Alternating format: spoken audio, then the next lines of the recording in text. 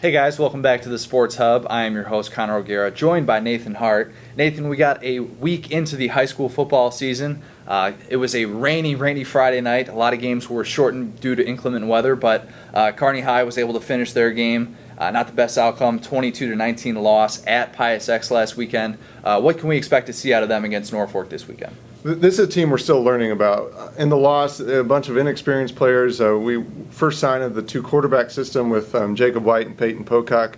So we're still learning about this team. There are still some areas of just question marks. The wide receivers dropped 7 passes last week. A bunch of new guys in that position. So we're still learning about the Bearcats. They're playing a Norfolk team that absolutely blew out North Platte in their opener. They won 63-14.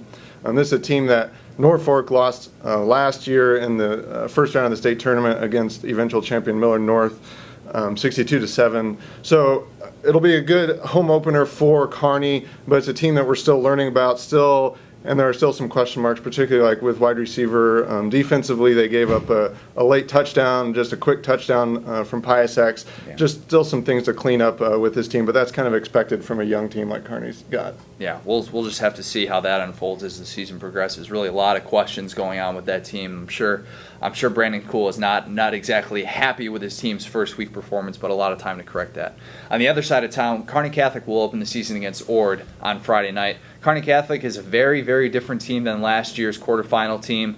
This team only returns one man on their offensive or defensive line. That's center Nick Dowling. Nick Dowling is going to be blocking for Thomas Connolly, who will be the starting quarterback for the Stars this year. Connolly last year was an all-region running back, and this year is going to be stepping up from that backup quarterback role into the starting job. And really the question about this team is how are they going to utilize him? Are they going to utilize him as more of a running threat? Offensive coordinator Rashawn Harvey said that they want to be able to roll him out and get him in some of those passing situations, use both of those abilities that he has because he can throw the ball. So it's going to be interesting to see what Kearney Catholic is going to do with that offense. They're coming off of a season last year where really all those questions were answered. So this year it's going to be about establishing those new roles for these guys. Going to look to repeat a 20-0 victory over Ord last year, and I got a chance to catch up with Kearney Catholic coach Dave Colling in this week's edition of the Coach's Corner. Ord's got some skill guys coming back. They'll be quick and athletic, and we know that going in. And yes, there's some teams that are going to be gunning for us this year. And like I tell the kids every day, we just got to take care of our business. We got to get better from week to week, and that's all we can control. And so we need to come out ready to play football. The guys are ready to play. They're tired of hitting each other, and so I think Friday can't come soon enough. But I feel pretty comfortable where our line is right now. We still got 3 days. We're trying to get in everything we can. Compared to last year, where I can't compare to last year because we had some old dudes last year, but so we don't have as much offense in as we did last year. But I think the offense that we do have in, we're running pretty well. Defensive wise, we got to know our assignments, stuff like that. Just the stuff that we preach every day in practice, but we need to see it Friday night. You about ready to hit somebody too? I am ready to hit. Yes, I would like to. I'd love to. We appreciate Dave taking the time now to talk to us. I know he's got a lot of things to get ready for. Another team that is going to be looking to compete this year, Elm Creek, a team that a lot of people feel can compete in D1, coming off a 9-2 campaign. They will take on Ansley Litchfield this Friday. Nathan, what can you tell us about this game? Elm Creek's a hub territory team that we can get excited about. This is a team that made it to the D1 quarterfinals last year, lost to Arapahoe, but they return a ton of players from this team. A lot of experience, especially at the skill positions. Zach Johnson and Nick Crowley are going to put up big yards this year. They got an all-region linebacker and Jake Bartling, and Jace Dooling, the coach, just has a good team this year, and so this is their season opener. They didn't play last week. They take on Ansley Litchfield, a team that went 3-5 last year, and they're going to. This is a team that's playing a lot of freshmen and sophomores, hoping to build for the future. So, it should be an exciting game. A first glimpse of Elm Creek. Yeah. Another first glimpse that we're going to see is Adams Central and Cozad. That's a big headliner game. That game will actually be on Thursday night. Adams Central, of course, last year was a team that went to the C1 semifinals and handed Cozad their first loss of the season, a 17-0 game. And I'll tell you what, Cozad has had this marked on their calendar for a long time. September 5th has been a big day for them. Cozad feels this is their year. They have 20 of 22 starters. Yeah, that's a lot. Returning on both sides of the ball. most notably Jake Paulsen, all-state running back, a guy that is going to try and rush for 2,000 yards this year, and realistically has a chance to do that. Kid is about as fast as anyone that we have in the area, and there really is a lot of talent on this team coming back with Nick Bubeck. You got Jacob Rush.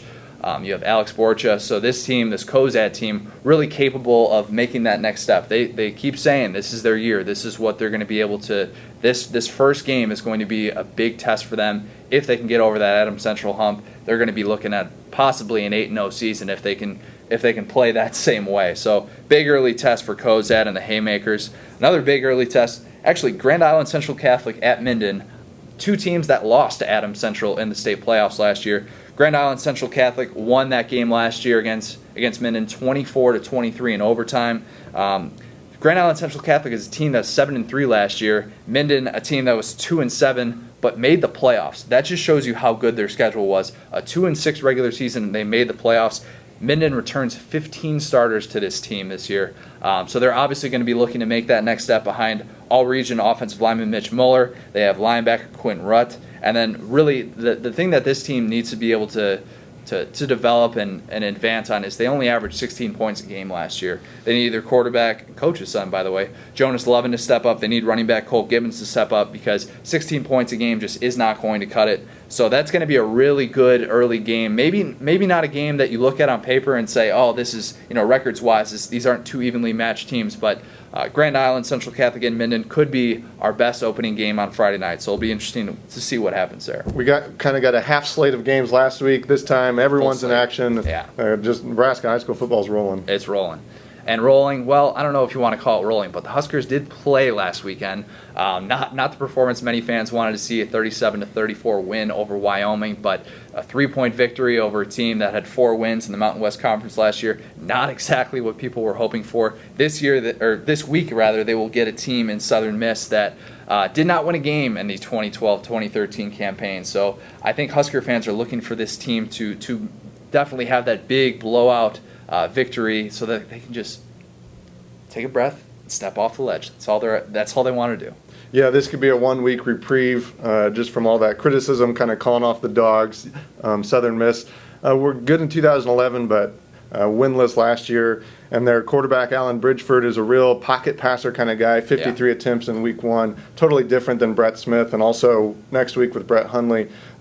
So Nebraska should be able, especially defensively. Bo Pelini, after watching the film, said it was just kind of like missing layups in basketball, lots of just silly little things that he feels are very correctable. Those are things that definitely this week you should look for, seeing if the defense is able to correct these mistakes against a much weaker team. Southern Miss, Brett Favre, by the way. Brett Favre is not walking through those doors.